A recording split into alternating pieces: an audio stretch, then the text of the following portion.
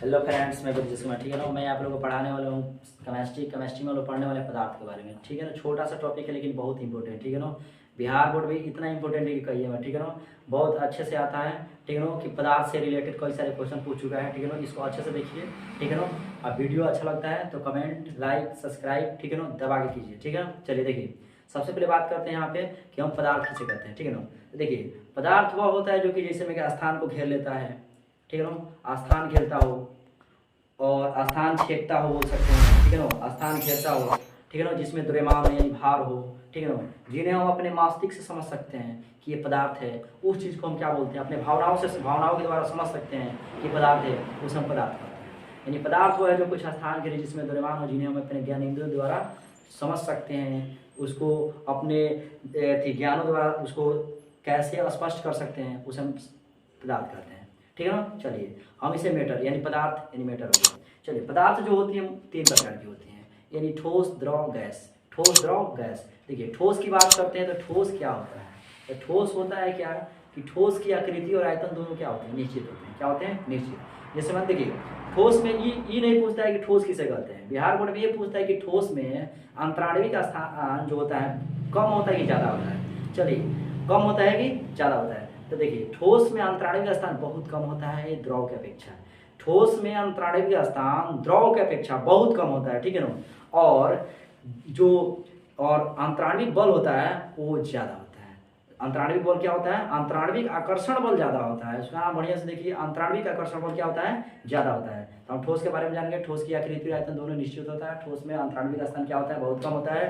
ठोस में अंतराणविक आकर्षण बल ज़्यादा होता है। चलिए, अब बात करेंगे हम द्रव की। द्रव जो होता है, द्रव की आकृति होती है जो अनिश्चित होती है, आयतन निश्चित होता है। द्रव की आकृति अनिश्चित तथा आयतन निश्चित होता है। और क्या होता है? ठोस के अपेक्षा द्रव में अंतराणविक स्थान ज़्यादा होता है। ठोस में द्रव में ठोस के अपेक्षा अंतराणविक स्थान ज़्यादा होता है। और अंतराणविक बल ठोस की अपेक्षा कम होता है। क्या होता है? कम होता है। यानी ठोस की अपेक्षा द्रव में अंतराणविक आकर्षण बल कम होता है। चलिए, थोड़ा सा बात करते हैं गैस के बारे में। किसके बारे में? गैस के बारे में। गैस किसे कहते हैं?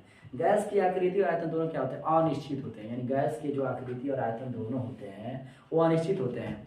यानी बोल सकते हैं जैसे में कि हवा है, हवा के जो अणु होते हैं बहुत दूर दूर होते हैं, इसलिए हमारे आँख से दिखाई नहीं देते हैं।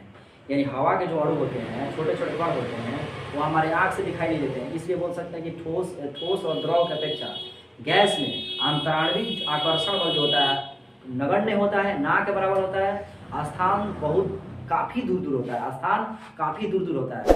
तो हम ठोस के एग्जाम्पल बोल सकते हैं, ईंट हो गया, पत्थर हो गया, ये सब ठोस के एग्जाम्पल हैं। द्रव के एग्जाम्पल में हम बोल सकते हैं पानी हो गया, द्रव हो गया, पानी हो गया और पानी एक द्रव हो गया। ठीक है ना, और पानी के साथ साथ हम बोल सकते हैं अल्कोहल हो गया, द्रव हो गया। ठीक है ना, चलिए, और गैस में तो हवा हो गया। ठीक है ना, ये सब गैस के एग्जाम्पल थे। ठीक है ना, चलिए, अब ठोस के चौथे अवस्था को यानी पदार्थ के चौथे अवस्था को, ठोस के बाद पदार्थ के चौथे अवस्था को प्लाज्मा कहते हैं। और पांचवें अवस्था को बीईसी बोस आइंस्टाइन कंडेंसेट बोलते हैं।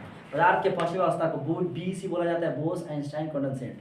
अब बता सकते हैं आप, बोलेंगे कि पदार्थ के कितने अवस्था होते हैं? तीन, ठोस, द्रव, गैस। चौथी अवस्था प्लाज्मा, पांचवी अवस्था क्या बोलते हैं? BEC Bose Einstein condensate. In plasma को कैसे पहचानेंगे? यानी प्लाज्मा देखिए, प्लाज्मा क्या होता है कि आप कभी देखिए, मतलब कि तो ऐसे चीज़ होता है, चीनी का पाक बना दीजिए, चीनी का पाक बनाने पर क्या होता है? कुछ देर पर रखने पर क्या होता है? घुटी आ जाता है, तो प्लाज्मा के ग्रुप होता है। अब कभी हम खखार थूक देते हैं, ठीक है ना, तो वहाँ पे देखिएगा कि मतलब इकट्ठा हो जाता है। यानी वो कैसा होता है? इकट्ठा जब हो जाता है वो प्लाज्मा के रूप में दिखाई देता है। और जो बीईसी की बात कर रहे हैं, पदार्थ की पांचवी अवस्था है, वो हमारे क्या है? वो इस पर रिसर्च चल रही है। ठीक है ना, ओके।